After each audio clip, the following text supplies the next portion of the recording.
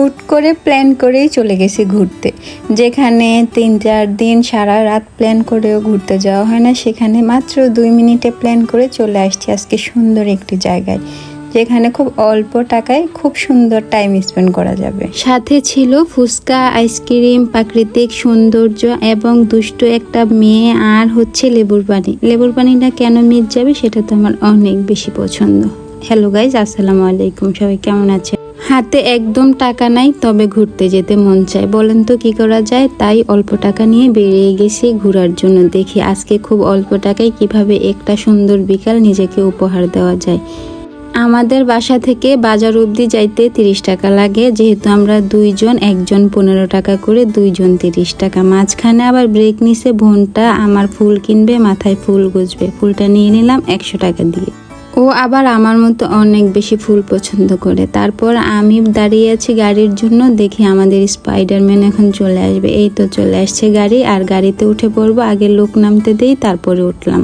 ধাক্কা ধাক্কি করে অনেক লোক উঠে গেল, তবে খুব সীমিত সিট থাকায় এই গাড়িটাতে বেশি একটা লোক নেওয়া হয় না, তাই অনেক বেশি ভালো লাগে। আর এখান থেকে কুমিল্লা অবধি যাইতে একজন 100 টাকা করে লাগে। আমরা যেহেতু দুইজন, তাই 200 টাকা লাগছে।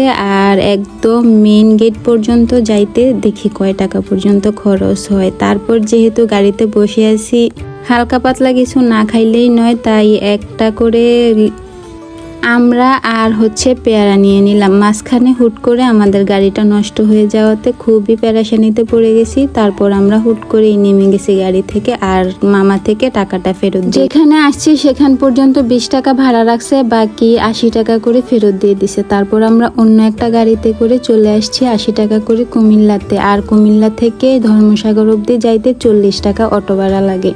আমরা উঠে গেছি দুইজনে অটোতে, আর এত বেশি জ্যাম ছিল মানে বলার বাহিরে। এখন রাস্তাঘাটে বের হলেই যানজটে একদম বসে থাকতে হয়। তারপর আমি নেমে গেছি, এখানে একদম পুলিশের সামনে পড়ে গেছিলাম, খুব ভয় পাইছি। যাক, ভয়ের কিছু নাই, চোররা ভয় পাবে, আমি তো আর চোর না। ঢুকে গেছি ধর্মসাগরের ভিতরে। এটাতে কোনো টিকিট লাগে না, তাই অনেক বেশি সুবিধা। আর এই তো দুষ্টের রানী দুষ্টামি করে নিচ্ছে, মানে ওরে যে শয়তানি কি প্রকার লাড়ে সেটা আপনারা না দেখলে বুঝবেন না। তারপর ভিতরটা আগে আমি সবটা ঘুরে দেখবো, তারপরে বসবো, খাবো, যা হয় হবে। এখানে দেখলাম বাচ্চারা অনেক সুন্দর সুন্দর আর্ট করছিল, মানে ছবি আঁকছিল। এখানে একটা ছবি আঁকার প্রশিক্ষণ কেন্দ্র ছিল। যদিও জায়গাটা খুব সুন্দর করে সাজানো গুছানো হয়েছে, জায়গাটা খুব সুন্দর লাগছে ভিতরে। এটা খুব আকর্ষণীয় একটা জিনিস। পুরো ধর্মসাগরের ভিতরে এই ছোট ছোট বাচ্চাগুলি খুব বেশি আকর্ষণ করছে। আর এখানে ফুল বিক্রি করছে, ভালোবাসা বিক্রি করছে। দেখেন কত সুন্দর ওয়েদার, চারদিকে অনেক বেশি বাতাস, অনেক বেশি মানুষ। শুধু আমি না, আমার সাথে আরও আশেপাশে থেকে অনেক বেশি মানুষজন ছিল এখানে। আর এখানে বিকালটা খুব বেশি সুন্দর লাগে আর খুব বেশি শান্তিময়।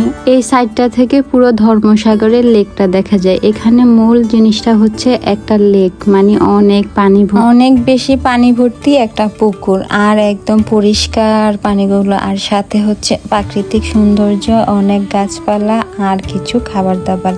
এখানে বোটও ছিল, চাইলে বোটের মধ্যে উঠা যাইতো, তবে আমরা দুজনের একজনও উঠি নাই।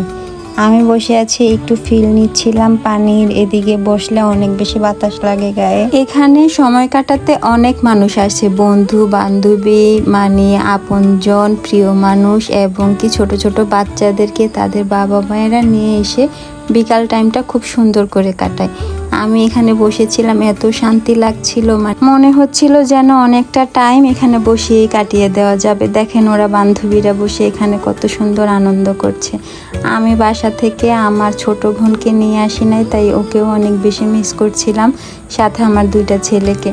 আর আমি তো ফুল পাইলে বাঁচি। এখান থেকে একটা ফুল নিয়ে খুব নাড়াচাড়া করছিলাম। ফুলটাকে দেখে আমার বোনের কথা মনে পড়ে। আজকের প্ল্যানটা আমার মামাতো বোনকে নিয়ে হয়েছে, আর ও আর আমি ঘুরতে গেলে অনেক বেশি মজা করি, অনেক বেশি আনন্দ করি, আর ওই টাইমটা খুব সুন্দরভাবে কাটে। আর এখানে বসে থাকলে সবার টাইম সুন্দর কাটবে। কারো মন ভালো না থাকলে মনটা অটোমেটিক ভালো হয়ে যাবে। এত সুন্দর জায়গাটা। আপনারা কুমিল্লাতে যারা যারা আসছেন তারা তো অবশ্যই চিনেন জায়গাটা।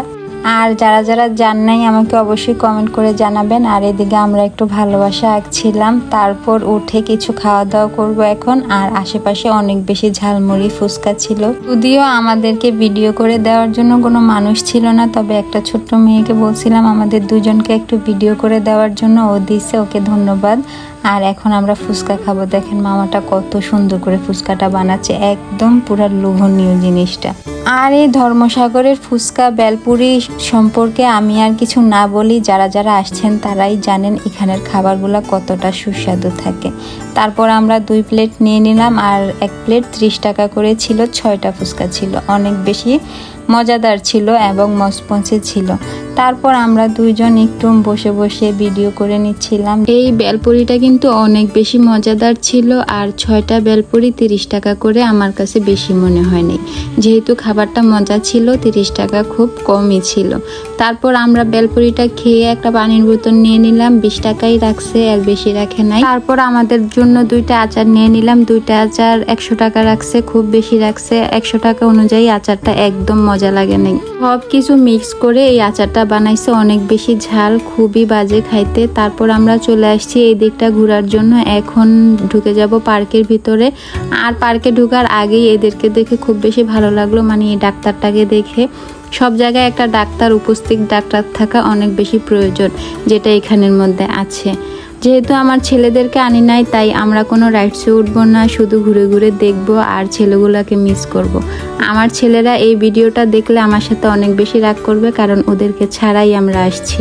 তবে এখানে ছোটদের সাথে বড়দেরও অনেক রকম রাইডস আছে, মানে এই একটা পার্ক দেখা গেছে যেখানে বড়দেরও রাইডস আছে। আর আমি বাঘের সাথে একটু কথা বলে নিচ্ছি, যেহেতু এগুলা কৃত্রিম। সত্যি সত্যি বাঘ হলে কখন যে আমাকে খেয়ে ফেলতো। আর আমি সবগুলা পশুকে একটু একটু ধরে ধরে দেখছিলাম, সাথে আমার ছোট্ট মিষ্টি বোনটাও দেখছিল। আর দেখেন ও কত বেশি দুষ্টামি করছিল, আর ওর এইগুলা দেখলে আমার কাছে খুব বেশি ভালো লাগছে। সাথে আমার ছোট বোনকে অনেক বেশি মিস করছি। কুমিরের উপরে বসে আছি, বলা যায়, ভাবা যায় বিষয়টা। আর এখন দেখেন হনুমানের সাথে উনি কিছু কথাবার্তা শেষ করে নিচ্ছে, আবার ফ্লাইং কিছু দিচ্ছে। তারপর এই ছিল একটা ঝালমুড়ি রাইডস, এটাকে আমি ঝালমুড়ি রাইডস বলেই চিনি বা জানি। আর আমি এটার নাম দিয়েছি ঝালমুড়ি রাইডস, কারণ এটাতে ঝালমুড়ির মতো খালি ঘুরায়, আমি অনেক বেশি ভয় পাই এটাতে উঠতে। তারপর এখানে আমরা একটু দোলনায় দুলে নিলাম, এখন চলে যাব ভিতরে।